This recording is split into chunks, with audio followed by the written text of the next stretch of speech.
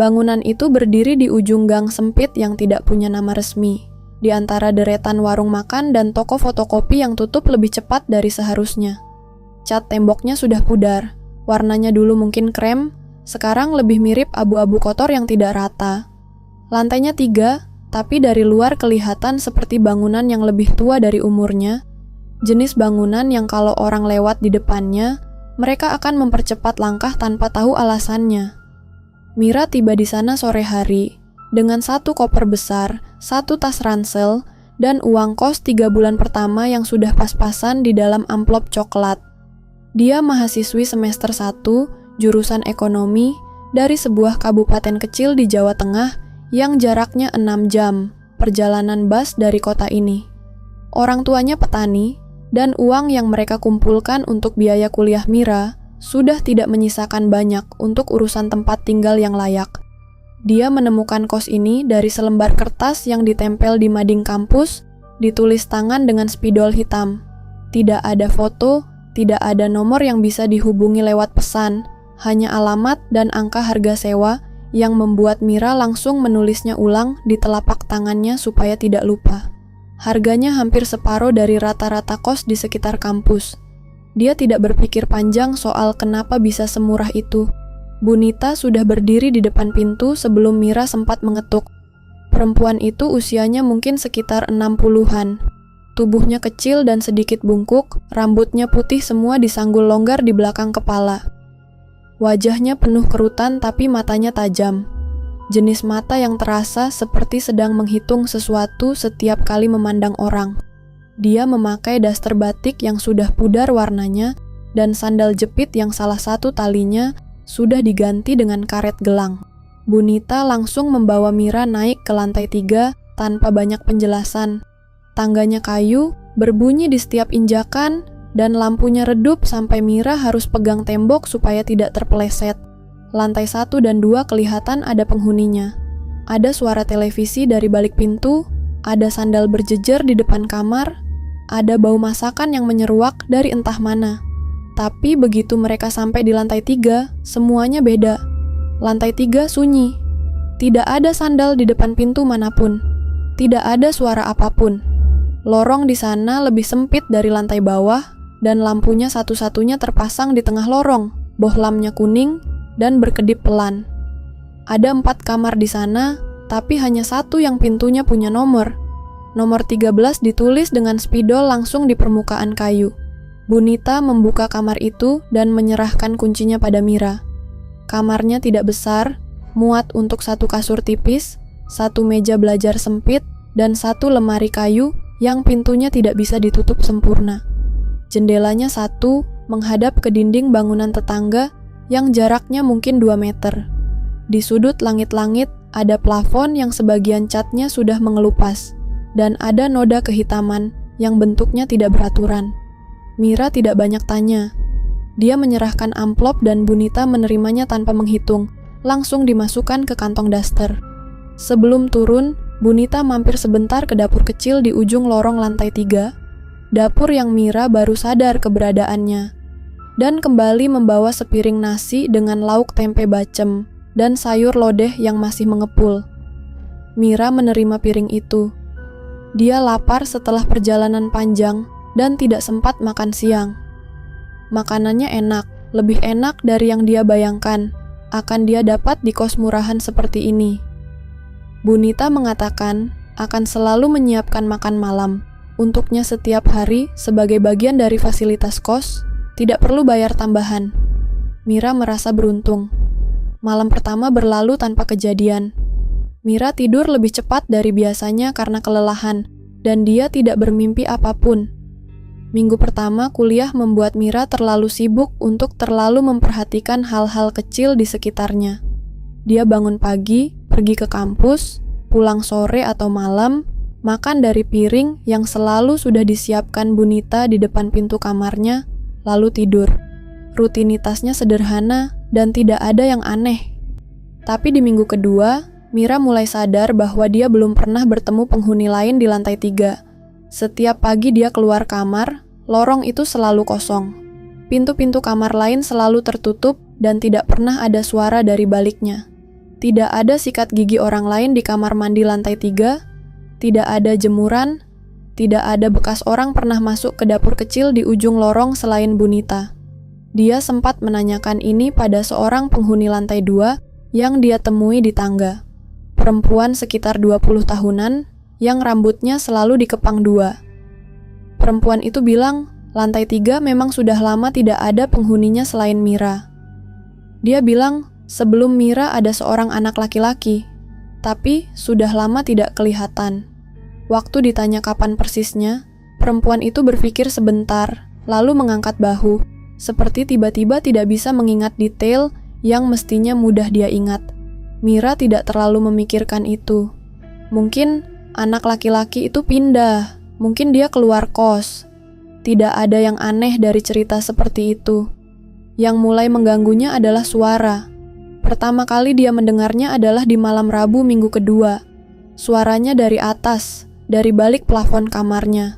Bukan suara ketukan atau gedoran, lebih seperti suara sesuatu yang berat diseret perlahan, melintasi permukaan yang kasar. Panjang, lambat, dan berhenti beberapa detik sebelum mulai lagi dari titik yang berbeda. Mira mematikan lampu belajarnya dan diam mendengarkan. Suara itu berlangsung sekitar 10 menit sebelum berhenti sama sekali. Dia mencoba masuk akal, mungkin tikus besar, mungkin kucing yang nyasar ke atas plafon, mungkin ada pipa yang bergerak karena tekanan air. Tapi suara itu datang lagi keesokan malamnya dan malamnya lagi, dan terus seperti itu setiap malam setelah pukul 11. Selalu dari arah yang sama, selalu sama beratnya, selalu berhenti di waktu yang kira-kira sama, yaitu sekitar 1 jam setelah tengah malam. Di minggu ketiga, Mira mulai mengamati Bunita lebih seksama. Perempuan tua itu kelihatan normal di siang hari. Dia menyapu halaman, menerima pembayaran dari penghuni lantai bawah, sesekali duduk di kursi plastik di depan pintu sambil mengupas bawang atau menonton televisi kecil yang suaranya selalu terlalu keras. Tapi ada beberapa hal yang Mira perhatikan, dan tidak bisa dia abaikan begitu saja. Bunita naik ke lantai 3 setiap malam, selalu setelah penghuni lantai bawah sudah masuk kamar masing-masing. Langkahnya di tangga kayu itu pelan tapi teratur, dan selalu berhenti lama di ujung lorong. Di dekat pintu yang ada di pojok, pintu yang tidak punya nomor dan selalu terkunci. Mira pernah menunggu di balik pintu kamarnya dan menempelkan telinga ke kayu, dan dia bisa mendengar suara logam bergesekan. Kunci yang diputar, diikuti bunyi pintu yang dibuka, lalu ditutup kembali. Bunita tidak pernah menyebut pintu itu, dan Mira tidak pernah bertanya secara langsung, tapi dia pernah berputar-putar bertanya soal kamar-kamar di lantai 3. Dan Bunita menjawab semua pertanyaannya tentang 3 kamar lain dengan lancar. Tapi, begitu Mira menyebut soal pintu pojok, perempuan tua itu mengalihkan pembicaraan dengan cara yang terlalu mulus, terlalu terlatih, seperti sudah melakukannya berkali-kali. Rasa penasaran Mira mulai mengalahkan rasa nyamannya. Dia mulai tidur lebih larut, sengaja menunggu sampai Bunita naik, mengamati dari celah pintu yang dibuka sedikit. Satu malam dia memperhatikan Bunita membawa sesuatu ke pintu pojok itu, sesuatu yang dibungkus kain gelap dan ukurannya tidak terlalu besar. Tidak bisa Mira tebak isinya dari jarak itu, dan dengan penerangan lorong yang setipis itu. Malam lain, Mira melihat Bunita berdiri di luar pintu pojok tanpa membuka pintu. Dia berdiri diam, kepalanya sedikit menunduk, dan bibirnya bergerak-gerak. Dari jarak itu tidak ada suara yang sampai ke telinga Mira, tapi gerakan bibir itu teratur dan diulang, seperti seseorang yang sedang membaca doa yang sudah dihafal luar kepala. Memasuki minggu keempat, Mira membuat keputusan yang dia tahu tidak akan dia ambil kalau dia berpikir terlalu lama. Dia menunggu Bunita turun setelah kunjungan malamnya, menunggu 20 menit ekstra supaya aman, lalu keluar dari kamarnya dengan ponsel di tangan sebagai senter. Dia berjalan ke ujung lorong. Pintunya terkunci dari luar dengan gembok biasa, bukan yang permanen, artinya ada kuncinya, dan kunci itu ada di tangan Bunita. Mira tidak bisa membuka pintu itu malam itu, tapi keesokan harinya, ketika Bunita pergi ke pasar di pagi hari, Mira menemukan sesuatu yang tidak dia cari. Dia sedang di dapur kecil lantai 3 mengambil air minum dari dispenser, dan dia tidak sengaja menjatuhkan tatakan gelas yang ternyata menyembunyikan sebuah anak kunci kecil yang tersembunyi di balik celah antara dispenser dan dinding. Mira berdiri diam beberapa saat dengan kunci itu di tangannya. Kemudian dia berjalan ke pintu pojok. Kuncinya cocok. Ruangan di balik pintu itu bukan kamar tidur biasa. Tidak ada kasur, tidak ada lemari, tidak ada jendela. Ruangannya lebih kecil dari kamarnya sendiri, dan udara di dalamnya pengap bukan main. Jenis pengap yang terbentuk dari ruangan, yang sudah lama tidak kena angin dari luar. Baunya campuran antara bau tanah basah, kemenyan yang sudah mati sejak lama, dan sesuatu lain yang lebih berat, lebih biologis, yang Mira tidak langsung bisa identifikasi, tapi langsung membuat perutnya tidak nyaman. Di tengah ruangan ada sebuah meja pendek yang permukaannya penuh dengan benda-benda. Mangkuk tanah lihat beberapa buah, sebagian masih ada abunya. Botol-botol kecil berisi cairan gelap yang sudah mengendap. Beberapa foto yang wajah-wajahnya sudah buram karena usia atau memang sengaja dibiarkan memudar. Dan sebuah buku tebal bersampul kulit yang isinya penuh tulisan tangan, bukan tulisan Bunita yang Mira pernah lihat di papan nama kos. Ini tulisan yang berbeda-beda, seperti ditulis oleh banyak tangan yang berbeda di waktu yang berbeda pula. Mira tidak menyentuh buku itu. Sesuatu di dalam dirinya bilang, "Jangan." Yang membuat kakinya hampir tidak bisa bergerak adalah apa yang ada di sudut ruangan. Di sana ada sebuah tangga kayu kecil, jenis tangga lipat yang biasa dipakai untuk mengganti bohlam. Dan di atas langit-langit ruangan itu ada sebuah lubang persegi yang tertutup triplek. Triplek itu tidak dipaku, hanya diletakkan. Dan di pinggiran lubang itu ada noda-noda gelap yang sudah lama mengering. Mira menaiki tangga itu. Tangannya gemetar saat mendorong triplek ke samping. Ruang di atas plafon itu gelap dan rendah, tidak cukup untuk berdiri, hanya cukup untuk merangkak. Mira menyorotkan ponselnya ke dalam. Ada 4 orang di sana. Mereka terbaring dalam posisi yang aneh, kaku tapi bukan kaku seperti mayat, karena dada mereka naik turun. Pelan sekali tapi naik turun. Mata mereka terbuka semua tapi kosong. Tidak memantulkan cahaya ponsel Mira seperti mata orang hidup yang seharusnya. Kulit mereka pucat, lebih pucat dari orang yang kurang tidur, warnanya lebih mirip kertas lama. Mulut mereka sedikit terbuka dan dari sana keluar suara napas yang hampir tidak terdengar. Pelan dan berjarak, seperti mesin yang berjalan di titik paling minimumnya. 3 dari 4 orang itu, badannya sudah sangat kurus, tulang pipi dan tulang dada mereka menonjol jelas di bawah kulit. 1 orang tampak lebih baru dari yang lain. Tubuhnya masih belum sekurus 3 yang lain, tapi wajahnya sama-sama kosong. Mira mengenali baju yang dipakai orang yang paling baru itu. Kaos warna hijau lumut dengan logo band yang populer sekitar 2 tahun lalu. Dia ingat melihat kaos itu digantung di depan kamar di lantai 2, kamar yang sekarang sudah dikunci dan kosong menurut penghuni lain yang pernah dia tanya. Mira turun dari tangga. Kakinya hampir tidak sanggup menopang tubuhnya sendiri. Dia keluar dari ruangan itu, menutup pintu, dan berjalan kembali ke kamarnya, dengan langkah yang terlalu terkontrol untuk kondisi seseorang yang baru saja melihat apa yang baru dia lihat. Di kamarnya, dengan pintu terkunci dan tubuh bersandar ke dinding, Mira mencoba menyusun apa yang dia ketahui. Bunita sudah berapa lama menjalankan ini? Bangunan itu kelihatan tua, dan tulisan-tulisan di buku itu ditulis oleh banyak tangan yang berbeda. Berapa banyak orang yang sudah masuk ke lantai 3 dan tidak pernah keluar dalam kondisi utuh. Mira meraih ponselnya untuk menghubungi seseorang, siapapun, orang tuanya, temannya dari kampung, teman sekelas yang paling dekat dengannya. Tapi tangannya berhenti di tengah jalan. Bukan karena sinyal hilang, sinyal di sana penuh. Bukan karena baterai habis, baterai masih 70%. Dia berhenti karena tiba-tiba dia tidak bisa mengingat nomor telepon siapapun.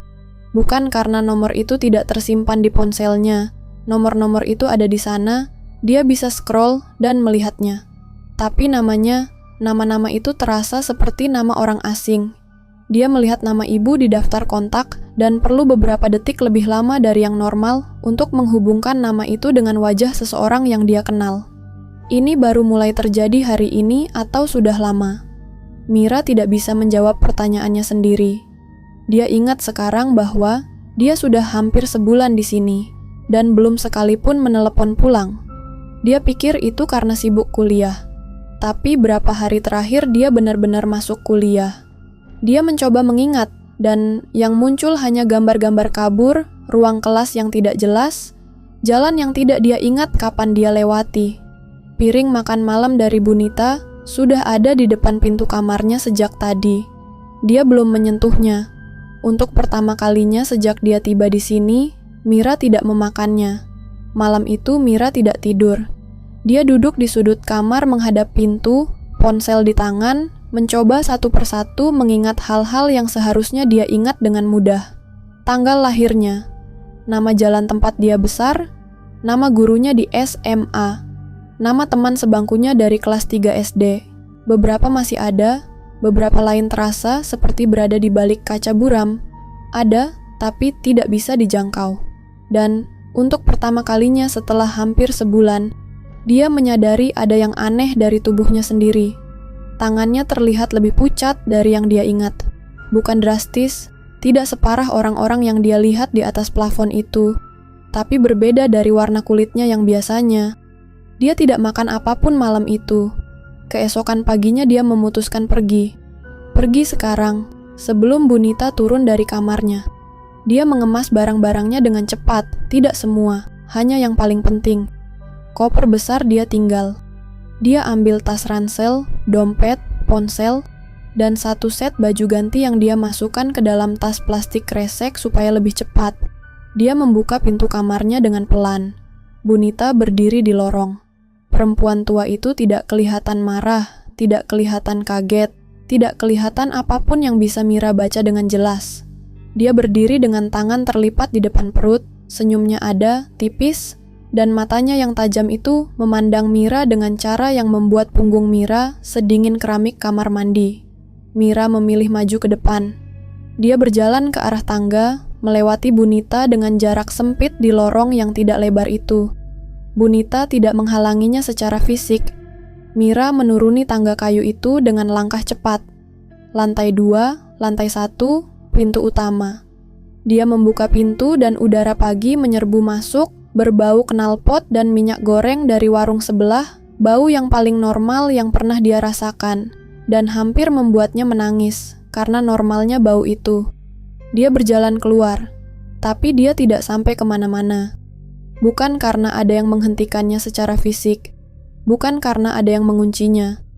Dia berjalan keluar gang, sampai ke jalan besar, berdiri di sana di antara orang-orang yang lalu lalang, angkot yang berhenti dan jalan lagi, tukang bubur yang mendorong gerobaknya dengan kepala menunduk, dan Mira berdiri di sana, di tengah semua itu, tidak tahu harus pergi kemana.